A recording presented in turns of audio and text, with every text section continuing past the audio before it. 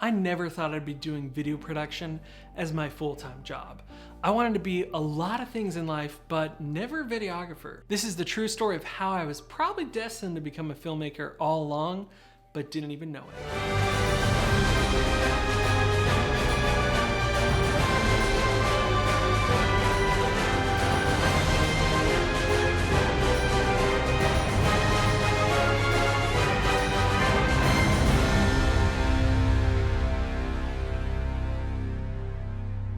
When I was younger, I wanted to be a lot of different things. The first thing I remember really wanting to be was an inventor or an architect. And I'd sketch out buildings, city skylines, or strange contraptions in my sketchbooks.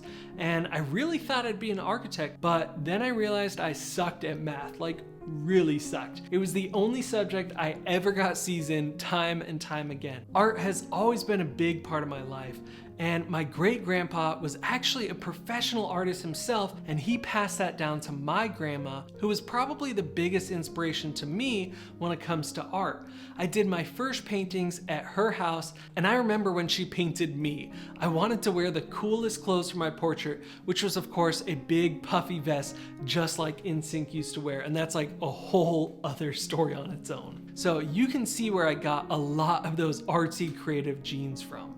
And I spent many years in junior high and high school drawing and painting all different things. When I reached high school, I wanted to try my hand at guitar. I pulled out my mom's old 6-string nylon guitar out from underneath her bed, put some new strings on it, learned how to tune it up, and started trying to play. And this is where my true passion for music really took root and took off massively. I was also in men's choir and concert choir. My mother has been a singer her whole life, and so she instilled a lot of that passion to sing in me as well. And I love to write songs and make up all kinds of music.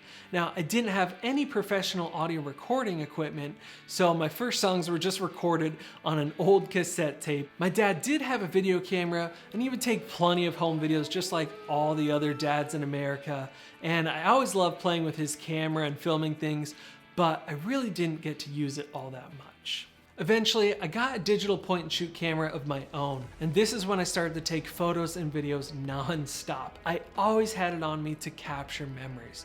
But that's all it ever was. It was just a camera to document my life and the people around me that I loved. I never looked at a camera as a way to make a living. When I was a freshman in high school, I took an elective called Digital New Media, and it was a class taught by Mr. Rock Smith. This is where I used my first ever Apple computer, and I learned how to use Photoshop, make flashy animations, and simple websites with Adobe Dreamweaver. I truly felt at home in that computer lab. And Mr. Smith also taught a broadcasting class, which I never actually took, because at the time I didn't have any interest in professional video production. But he asked me and my friend if we wanted to do the live morning news, which I thought sounded really fun. That was the first time I ever sat in front of a green screen, wore a lavalier microphone, and read off of a teleprompter. And one of the seniors while I was there is now actually a full-time meteorologist at 12 News here in Arizona. So I don't have any footage of me there, so here's some shots of her visiting the old stomping grounds. But even after that, for some reason, the thought of doing video as a career just still never crossed my mind. I did make a short documentary for an English class where we interviewed a US Army veteran, and I shot it all handheld with my point and shoot camera and zoomed in and out constantly. We had no lights, no mic, and I had no clue what I was doing. Of course, I made plenty of skits with my friends, and half the time they were Star Wars themed. The first narrative film I ever made was of course a Star Wars piece. We shot it in one day with random stuff we had laying around, and we didn't even have toy lightsabers, so we just painted sticks yellow, blue, and red. Yeah, we were total nerds. We didn't have a script or shot list. We just made it up as we went, and I spent a few days editing it all together in Windows Movie Maker, and in the end, I thought it was a masterpiece. Of course, it wasn't. But even then, the thought of doing video as a career never crossed my mind. It was just for fun. Now, we fast forward about 4 years to when a photographer friend of mine asked me and another friend if we'd model for her in some photos. I thought, yeah, sure, that'll be fun.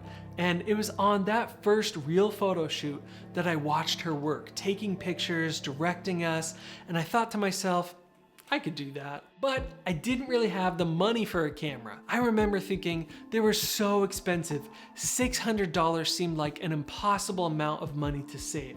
So I got a Best Buy credit card at the Best Buy that I worked at and bought my first DSLR, the Canon Rebel T3i. Came with a kit lens, and I bought a nifty 50mm lens for it. I was so excited to start using it and take photos of everything around me again. And really, the rest is history. I started growing my skills by just practicing filming family and friends and watching YouTube videos on how to make videos. And eventually, I got some side work here and there, filming with a local production company as a B-cam operator. Now, nearly 8 years later, I work full-time as a videographer, filmmaker, editor, whatever you want to call me.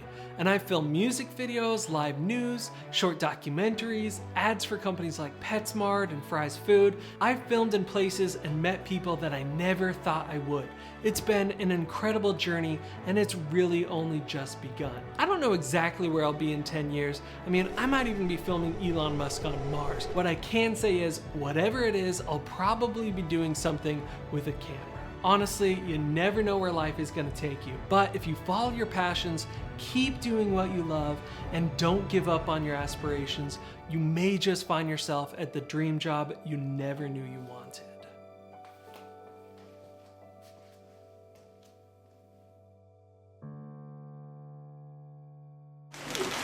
Jar Jar Binks, oh yay.